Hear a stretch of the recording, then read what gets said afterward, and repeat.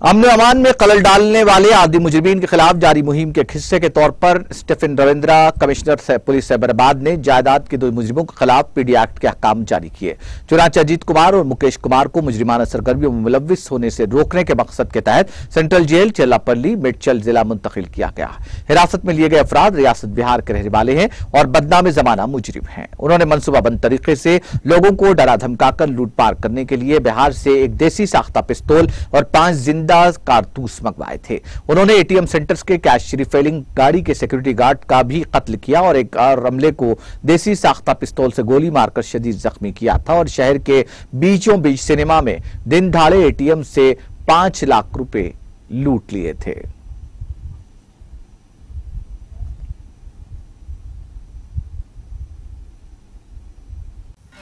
नाज़रीन, हमारे TTV news को सब्सक्राइब करिए, बेल आइकॉन को प्रेस करिए, शेयर करिए और लाइक करना ना भूलें। और किसी एडवर्टाइजमेंट से मुताल्लिक़ जानकारी के लिए हमारे इस नंबर पर कांटेक्ट कीजिए।